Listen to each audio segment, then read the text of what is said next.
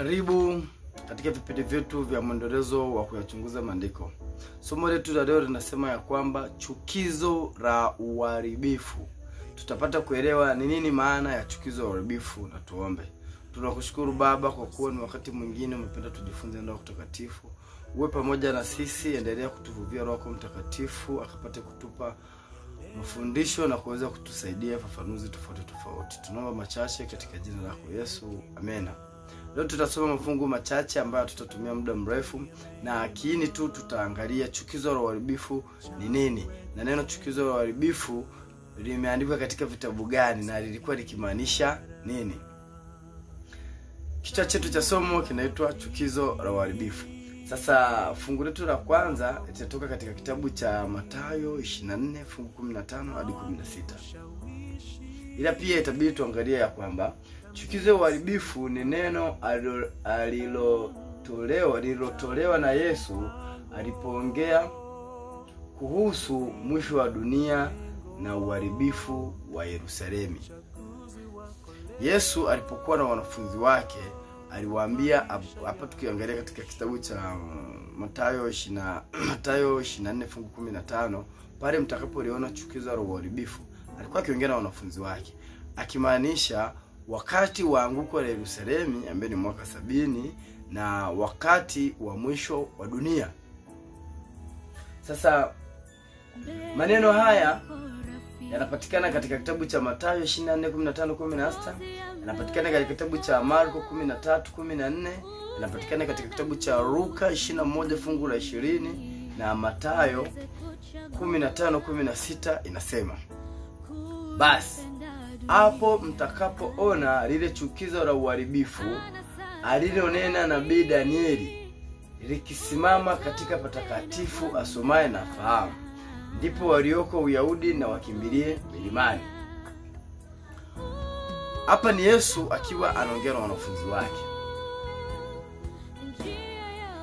Yesu alikuwa akitaja unabii wa Danieli 9:27, Danieli 11:31, akitaja tena Danieli 12 fungu 11.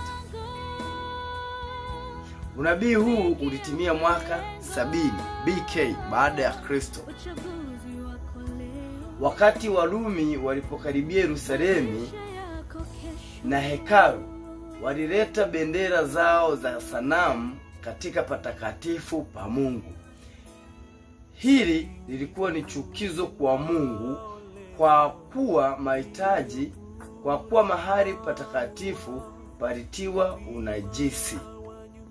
Yaani chukizo la uharibifu mara ya kwanza lilikamilika mwaka 70, ambapo mfalme Titus akiwa na jeshi lake walipoenda kuisuru Yerusalemu, walipokuwa wamezingira na majeshi yake. Bendera za kipagani ambazo ni bendera za Kirumi ziliposimikwa katika patakatifu pa Mungu, ilikuwa ni chukizo la uharibifu. Katika unabii wa kitabu cha Mathayo 24 na fungu la 15 hadi 16, maana ya kiroho ya kinabii. Katika maana ya kinabii, chukizo la uharibifu linaweza kumaanisha kuibuka kwa mfumo wa dini au utawala unaoweka mafundisho ya uongo ndani ya ibada ya kweli. Kwa tunakuja kuangalia tena chukizo la uharibifu linakuja tena kwa mujibu wa mifumo fulani ya dini ambayo ina mafundisho ya uongo. Hiyo pia inabaki katika chukizo la uharibifu. Na tunakuja kuangalia kabisa kwamba hapa tena ni ibada. Chukizo la uharibifu inaweza kuwa mafundisho ya uongo ndani ya ibada ya kweli. Ni kuingizwa kwa upotofu wa kiroho mahali ambapo Mungu anapaswa kutukuzwa. Kitendo cha sehemu ambayo Mungu anaabudiwa kweli, mafundisho ya uongo yatakapoingia maeneo hapo au katika sehemu ya watakatifu wa Mungu, pia ni chukizo la uharibifu. Mfano wa kubadilisha sheria za Mungu, kuabudu sanamu au mamlaka ya kibinadamu kujipandikiza nafasi ya Mungu. Pia tunakuja kuona ya kwamba wote wanaoabudu sanamu, wote walioshiriki katika kubadilisha amri za Mungu ni chukizo la uharibifu, ni machukizo mbele ya Mwenyezi Mungu, na wanawapotosha watu. Kwa mfano, katika masomo yaliyopita tumejaribu kuona masomo mengi, tukiangalia makanisa ya Kiprotestanti ya Kijumapili, tukiangalia kanisa la Rumi na wengineo wote ambao wanaenda kinyume na taratibu za amri 10 za Mungu. Wanachokifanya ni machukizo kwa Mungu. Lakini ili chukizo la uharibifu ambalo nabii au Masihi alijaribu, nabii Danieli aliliongelea, Masihi ambaye ni Yesu Kristo pia aliongea katika kitabu cha Mathayo 24. Wakati wa Yerusalemu tumekwisha kuona mwaka 70 ilipobomoshwa. Je, wakati wa kufunga kwa historia ulimwengu, ili chukizo la uharibifu litakuwa ni nini? Tutaangalia maandiko yanayohusiana na mambo ya machukizo ya uharibifu. Tukiangalia kitabu cha Danieli 9:27 anasema, naye atafanya agano thabiti na wengi kwa muda wa juma moja, lakini katikati ya juma atakomesha dhabihu. Na maana hapa lilikuwa likiongelewa habari ya Yesu.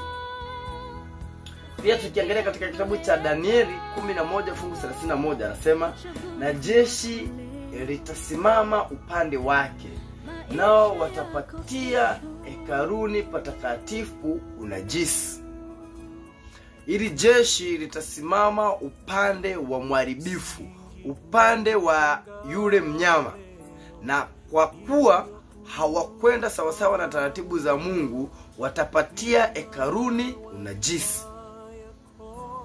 Danieli 12:11, tangu wakati ule tambiko ya kila siku itakapokomeshwa na kuwekwa lile chukizo la uharibifu, kutakuwako siku 1,290.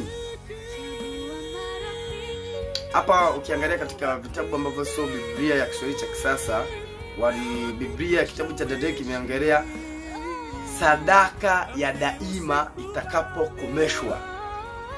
Baada ya sadaka ya daima, baada ya Kristo kufa msalabani,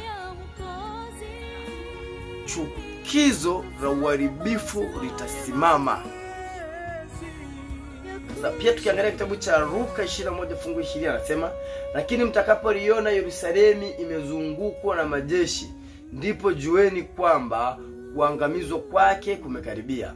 Marko 13:14 anasema, lakini mtakapoona lile chukizo la uharibifu limesimama pale pasipo stahili. Mkiangalia mafundisho ya uongo, mafundisho ya kuvunja amri 10 za Mungu yamesimama katika hekalu la Mungu, yamesimama katika waabudu halisi. Mafundisho ya uongo yatakaposimama kwa waabudu halisi, hilo ni chukizo la uharibifu limesimama patakatifu. Ujumbe wa kiroho. Yesu aliwapa wanafunzi wake onyo ili wawe macho na wasidanganywe. Vivyo hivyo leo Wakristo wanapaswa kuepuka mafundisho ya uongo, kuabudu sanamu na kujiandaa kiroho.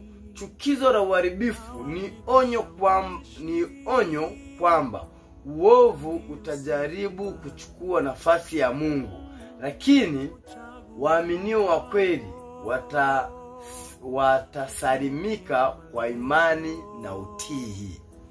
Kwa hiyo mafundisho ya uongo yanapoingia katika makundi ya watu wa Mungu, katika watu walioamua kufanya kazi ya Mungu, katika lile kundi lililoitwa ni chukizo la uharibifu. Lakini waamini wa kweli inawapasa kuepuka mafundisho ya uongo. Na mafundisho ya uongo tutayafahamu vipi? Mafundisho ya uongo tutayapima katika nuru kubwa ambayo ni Biblia. Kwa sababu pia hata katika sasa kuna watunzi wengi wa vitabu, ambavyo vitabu pia tunaviita vitabu vya roho ya unabii. Kwa hiyo inatubidi tuwe makini wakati tunayachunguza haya yote. Ila nuru kubwa ni katika Biblia. Sijashauri ya kwamba tusisome vitabu vya roho ya unabii. Hapana. Inatupasa kuvisoma na kuchunguza na kujua ukweli unaendana na nuru kubwa. Maana pia nabii alitushauri tunaposoma mafundisho yake tuyapime katika nuru kuu ambayo ni Biblia. Kwa hiyo hitimisho ni kwamba chukizo la uharibifu ni onyo kwa kila kizazi kuwa makini na upotevu wa kiroho. Ni wito wa kutunza imani safi na kuepuka na kila aina ya ibada ya uongo. Yesu anatuita tuwe waangalifu, tusidanganywe, bali tuishi kwa utakatifu tukimgoja yeye. Kama hapa tunapoelekea katika kipindi cha kufungwa kwa historia ya ulimwengu, kuna sheria ya Jumapili inakuja. Kuna watu wanadanganywa, wanapewa mafuta, wanapewa sabuni, wanatoa sadaka zao, wanatoa kila aina maji, wanatoa nini, lakini haya yote ni uongo. Kristo anatoa wito wa kila mmoja kujichunguza maisha yake, kuangalia inampasa kuishi vipi katika maisha ya kiroho. Kufanya kazi ya Mungu ni sehemu kubwa ambayo itakufanya ndugu yangu ukapate kusimama imara katika imani ambayo Kristo akirudi wote tutamlaki mawinguni. Na hapo ndipo tumefikia mwisho wa somo letu la leo la chukizo la uharibifu. Kwa hiyo tumeona kwamba ni taratibu au ni taasisi za kidini zinazojumuika kubadilisha sheria ya Mungu na kuweka taratibu za kibinadamu, au ni mafundisho ya uongo yanapoenda kwa watu wa Mungu na watu wa Mungu wakataka pia kuyapokea wengine. Sasa ukishaona mafundisho ya uongo yamefika katika kanisa la Mungu, ni chukizo la uharibifu limesimama patakatifu. Mathayo 24:15 anasema asomae na afahamu. Na tuombe. Tunakushukuru Baba kwa kuwa umetufasiria ya kwamba chukizo la uharibifu ni kwenda kinyume na taratibu zako. Chukizo la uharibifu ni mafundisho ya uongo yanayoletwa katika makanisa yetu. Ni pale dola au taasisi fulani inapohitaji kuchukua mamlaka yako. Tunapoenda katika vipindi hivi Baba vya kufungwa kwa historia ya ulimwengu, uwe pamoja na sisi. Tubariki, Roho wako akapate kutuongoza na kututia nguvu tukapate kumaliza kazi hii. Tunaomba haya machache katika jina lako Yesu. Amina. Asante kuendelea kuwa pamoja nami katika vipindi vyetu vya kuchunguza maandiko. Usisahau kusubscribe, like na kucomment. Tunaendelea kujifunza. Mimi na wewe ni wanafunzi mpaka Masihi atakaporudi mara ya pili. Sehemu yoyote ambayo unaweza ukacomment kwa kujifunza mimi na wewe. Kwa sababu wote ni wanafunzi na wote ni watendakazi katika shamba la Bwana. Asante na bye bye.